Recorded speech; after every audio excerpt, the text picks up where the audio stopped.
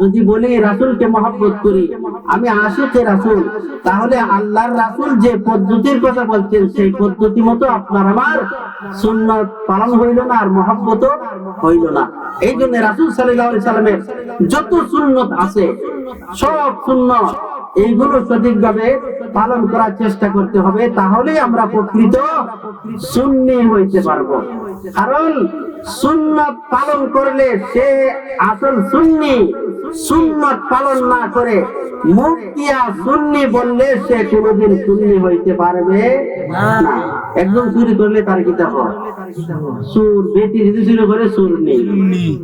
একজন শিক্ষকতা করলে তাকে শিক্ষক বলা হয়, একজন চিকিৎসা করলে তাকে চিকিৎসক বলা হয়, একজন মাস্টার হইলে তাকে মাস্টার বলা হয়। যে কাজ করে তাকে ওই জিনিস দিয়া ডাকা হয়।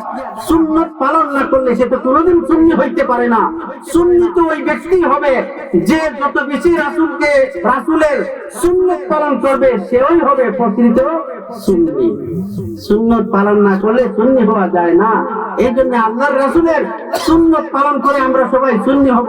বলেন কথা ঠিক আছে তো? ইনশাআল্লাহ সুন্নাত পালনের মাধ্যমে সুন্নি হব। শুধু মুখ দিয়া সুন্নি বলিয়া, আশিকে রাসূল বলিয়া, মুখে যদি দাড়ি না থাকে, আল্লাহর রাসূলের কলিজায় দাগ দিলাম, মুখে উম্মত হইয়া গুরুত্বপূর্ণ সুন্নাত যেই মানুষ যদি সদকা করে, কিছু সদকা আছে সদকায়ে জারিয়া, মানুষ সদকা করার পরে মারা যায়, কবরে যাওয়ার পরে তার সওয়াব জারি থাকে। কিছু গুনাহ আছে গুনাহে জারিয়া, এর মাঝে একটা গুনাহ হলো দাড়ি কাটা। কেউ যদি দাড়ি আছে, দাড়ি যদি কাটে, এমন গুনাহ হয় যে গুনাহ হলো গুনাহে জারিয়া। সে হাঁটতেও তার গুনাহ হয়, বসতেও তার গুনাহ হয়, ঘুমন্ত অবস্থায় তার গুনাহ হয়, 24 ঘন্টা তার গুনাহ লেখা হয়। গুনাহে জারিয়া হইল দাড়ি কাটা। দাড়ি নামক গুরুত্বপূর্ণ সুন্নাত পালন না কইরা কোন ব্যক্তি যদি বলে আমি আশিকে রাসূল আর সুন্নি, এটা কি কথাটা হাসা হইল না মিশা হইল? মিশা। এমন কথা বললে ভয়রা পালা না, হুজুর বেশি পারাপারি করে।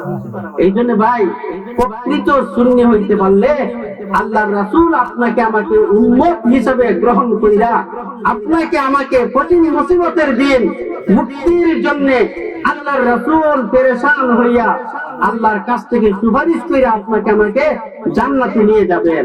আল্লাহ পাক যেন আমাদের সবাইরে প্রকৃত সুন্নি হওয়ার তৌফিক দান করেন। সবাই বলুন আমিন। এখন কথা হইল, বলছিলাম 1 নম্বর মহব্বত কাকে বলে, 2 নম্বর বলছি মহব্বত কেন হয়, 3 নম্বর বলছি মহব্বতের পদ্ধতি কি, 4 নম্বর বলছি মহব্বতের ধরন কি, 5 নম্বর হইল আমরা উম্মত হইয়া আল্লাহর রাসূলকে যদি মহব্বত করি আমাদের ফায়দা হবে কি। সেই ফায়দাটা হলো আল্লাহ পাক রব্বুল আলামিন আমার তিলাওয়াতকৃত আয়াতের মাঝে বলছেন, তিলাওয়াতকৃত আয়াতের মধ্যে আল্লাহ তাবারাকা ওয়া তাআলা বলছেন, قل إن كنتم تحبون الله فاتبعوني يحببكم الله ويغفر لكم ذنوبكم। আল্লাহ পাক আল্লাহর রাসূলকে বলতেছেন, হে নবী, ও আল্লাহর নবী, আপনি বলে দিন, আপনার উম্মতদেরকে জানায়া দিন, কুল আপনি বলুন, ইন কুনতুম তুহিব্বুনাল্লাহ, যদি তোমরা আল্লাহর ভালোবাসা, আল্লাহর মহব্বত পেতে চাও, কুল ইন কুনতুম তুহিব্বুনাল্লাহ, যদি তোমরা আল্লাহর মহব্বত, আল্লাহর ভালোবাসা পেতে যাও, ফাত্তাবিউনি, আল্লাহ আল্লাহর রাসূলকে বলতেন আপনি বলে দিন, ফাত্তাবিউনি, তোমরা আমি রাসূলের ইত্তেবা করো, অনুসরণ করো।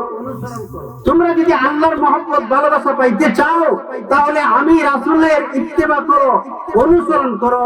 ফাত্তাবিউনি ইউহিব্বুকুমুল্লাহ, আমি রাসূলের অনুসরণ অনুকরণ যদি তোমরা করো, ইউহিব্বুকুমুল্লাহ, আল্লাহ পাক তোমাদেরকে ভালোবাসবেন, মহব্বত করবেন।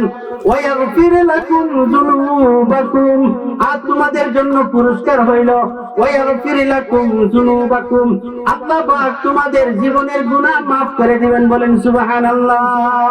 তাহলে ফায়দা হলো আমরা যদি আল্লাহর রাসূলকে মহব্বত করি, আল্লাহর রাসূলের ইত্তেবা, অনুসরণ অনুকরণ করি, তাহলে আল্লাহ পাক আমাদের জীবনের গুনাহসমূহ maaf করে দিবেন। বলেন সুবহানাল্লাহ।